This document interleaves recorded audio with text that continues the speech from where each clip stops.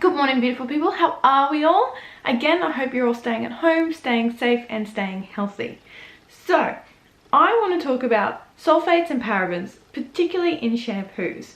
Now, I'm going to split this into two videos just because it could get quite chatty and quite lengthy. And to be honest, we all get a little bit bored and lose our concentration after a couple of minutes. And also, there's just too much information to take in one go.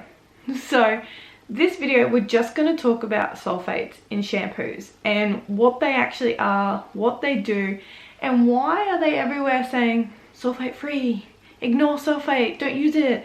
You know, I want to clarify that a little bit. So sulfates are a cleaning agent.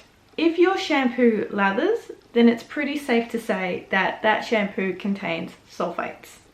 With that, the lathering effect, it actually helps to remove the dirt and the oil from your scalp and from your hair.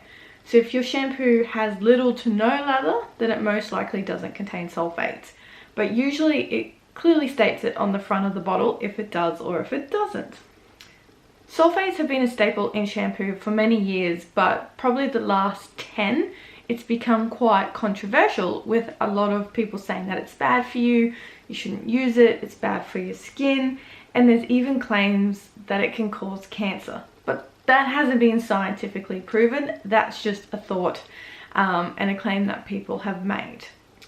But before I dive deeper into sulfates in shampoo and what it does, I want to clarify that sulfur, sulfites, and sulfur are different. So there's 3 different types. So for example, I have a sulfur allergy, which is quite unusual, but sulfur is normally found in antibiotics, while sulfites occur naturally in wine and it's used as a preservative in most foods. So if you do drink alcohol such as cider, you'll also see on the side of the bottle that it contains sulfites. And although those two are chemically different, they both can cause an allergic reaction in people. So just be mindful of that. If you've never had a problem with wine or cider, then you most likely don't have a sulfur allergy. And then of course sulfur, which we all refer to volcanoes. It's that yellow mineral that can form a solid. It's also a gas. That again is completely different. That is not in your shampoo. Normally it's not harmful to people unless you're there exposed to it for a long time and breathing it in, as it can cause like chemical burns. So back to sulfites. What's the main reason that people say we shouldn't use it? Why has there been an upward trend of sulfite-free shampoo? The main reason is if you have sensitive skin, rosacea, eczema, dermatitis, anything like that, the sulfites in the shampoo can actually irritate those conditions.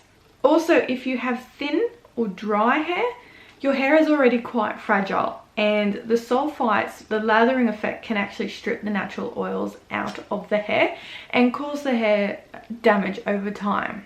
And one thing that I didn't know that I found out is that it can actually cause your hair to be more frizzy. So it creates a negative electrical charge when it comes in contact with your hair, and it causes it to frizz after you've washed it. So if you've always wondered why your hair is frizzy and not smooth, it could be because of your shampoo. Lastly, if you have coloured hair, it can strip that colour out and make your colour not last as long as what it normally would. So in terms of the con list, it's not that bad. You know, when I was reading into it and doing more research, I honestly thought sulfates were going to, I don't know, be much worse than that, but they're not. It really comes down to your skin and your hair type as to whether or not they're good for you or bad. But bad is not a good word. It's more of if it's going to work for you or if it's not. I've used many shampoos over the years because I've been colouring my hair since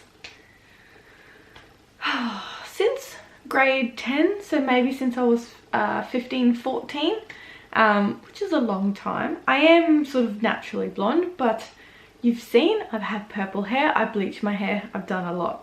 I also have psoriasis, which is a skin condition which forms quite badly through the back of my ears and on the nape of my neck.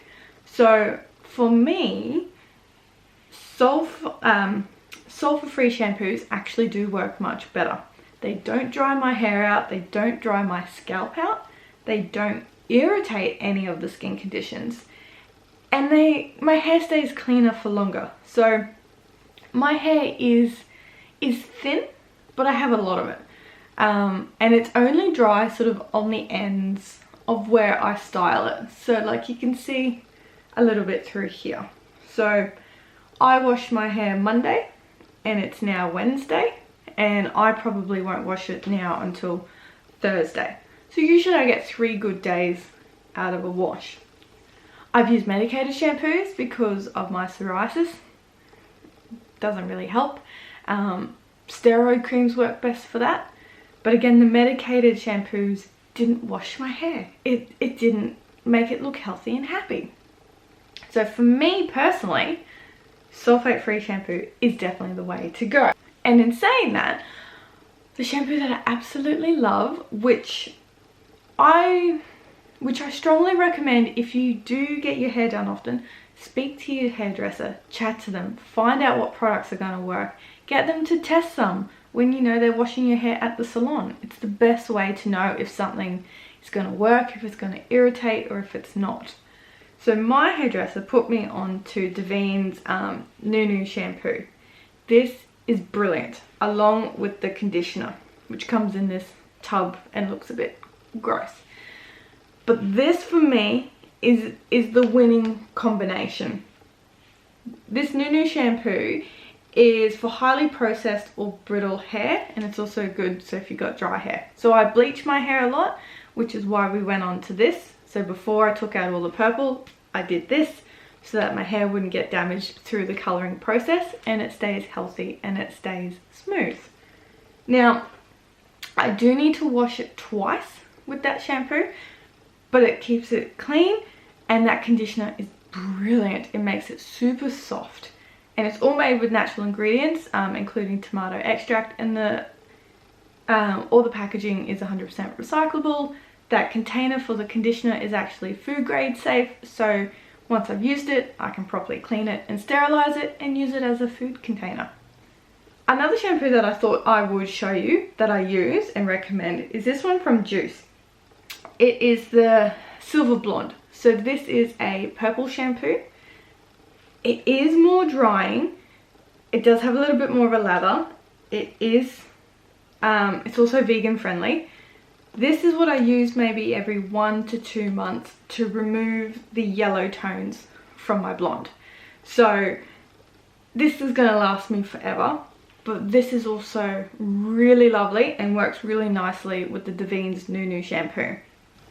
And then while we're at it, I'll show you another shampoo and conditioner that I quite like, and it's this one here from Baha Babe. Yes, they are nude ladies for the bottles.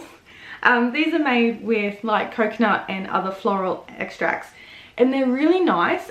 They don't keep my hair as clean for as long as like the Nunu shampoo, and I would say this is more suited for someone who's maybe got a little bit drier hair or less oily hair, just because I need to wash it a little bit more with these guys, but it still makes the hair super soft, super healthy, and really nice. So really, at the end of the day, what I've found out is it really just depends on your hair type and if you've got any skin conditions. So if you have sensitive skin or rosacea, like I said, then go towards the sulfate-free shampoo, as it's going to be better for you in the long term. Even if you don't have those, you might find that the sulfate-free shampoos just help your hair look healthier and happier for longer. It's really a trial and error, but I'd recommend having a chat to either your doctor or your hairdresser, because your hairdresser knows your scalp, they touch your hair all the time, and can point you in the right direction of a product that's going to work better for you, which is what I've done. I've been with my hairdresser now for a very, very, very, very long time, and we know as soon as something doesn't work. So that's it, that's part 1. Part 2, we'll move on to parabens and why, again, we shouldn't be using parabens in shampoos, and see if it's all the same or if it's a bit of a hype. So that's it. Let me know your favourite shampoo and your thoughts. Put all your comments down below. And like usual, make sure you like and subscribe and all the rest of that jazz. So I'll speak to you again soon. Have a lovely day.